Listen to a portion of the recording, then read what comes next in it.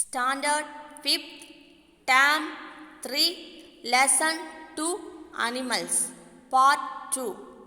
In your previous class we are learnt reproductions in animals, then sexual reproductions and their types. In this class we are going to learn oviparous and viviparous animals. Based on whether the embryo develops outside or inside the body, animals are classified into oviparous and viviparous respectively. Oviparous animals. Animals in which embryo develops outside the body are called oviparous animals. Animals in which embryo develops outside the body are called oviparous animals. They produce their offspring by laying eggs. In the case of birds, new ones are produced from the eggs. The egg shell protects the embryo from outer environment and the embryo receives its nutrients from the egg yolk.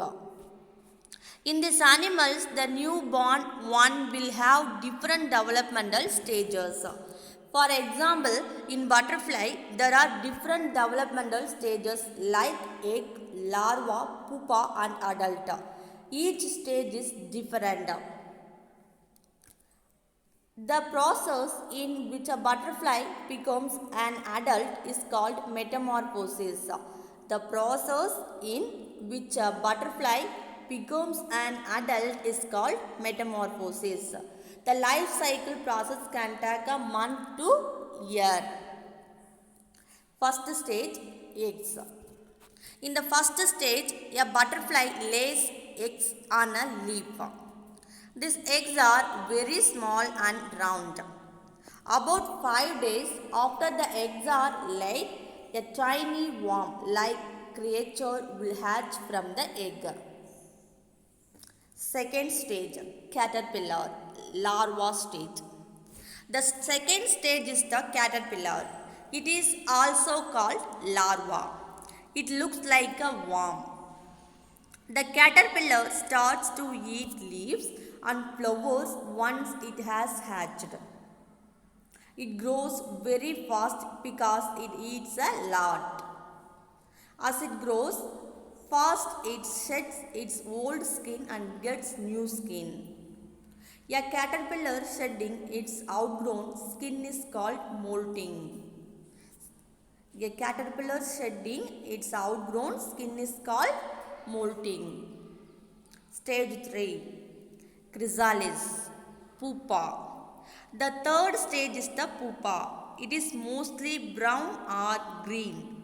This is the resting stage as well as the changing stage. The caterpillar turns into a butterfly. Stage 4. Butterfly, adult stage. In the fourth stage, the pupa opens and the butterfly comes out. A butterfly is sometimes called an imago. It is also called as adult. Butterflies are very colorful. When the butterfly first comes out, it is very tired and so it rests. Then the butterfly will lay eggs and the life cycle will start all over again. Viviparous animals. Animals in which the embryo develops inside the body are called viviparous animals. So what is oviparous animals? Animals in which embryo develops outside the body are called oviparous animals. That means that the embryo develops outside the body are called oviparous animals. The embryo which the embryo develops inside the body are called viviparous animals. These animals give birth to the young ones, but oviparous animals produce their offspring by laying eggs. Okay. In viviparous animals, the developing embryo gets its nutrients from the mother. Humans, cows, deer and dogs are examples for viviparous animals.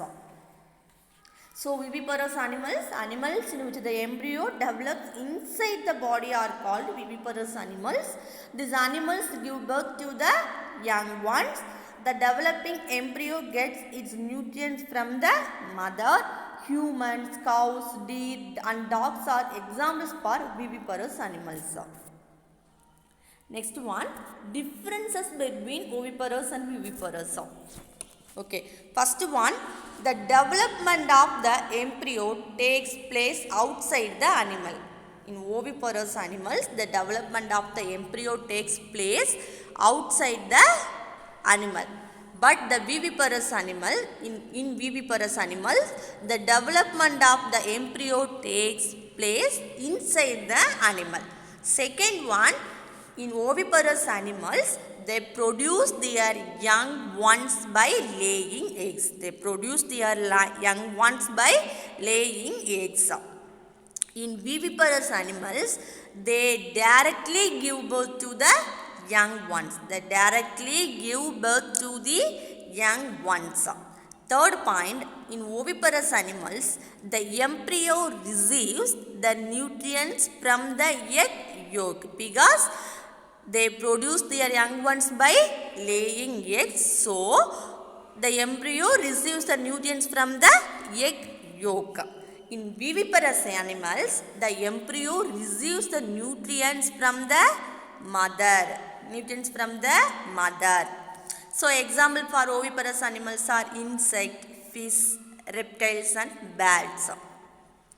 So, viviparous animals examples, cats, dogs, lions and human also.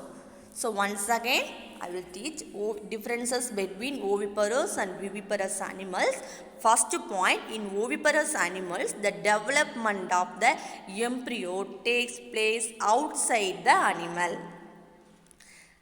In viviparous animals, the development of the embryo takes place inside the animal.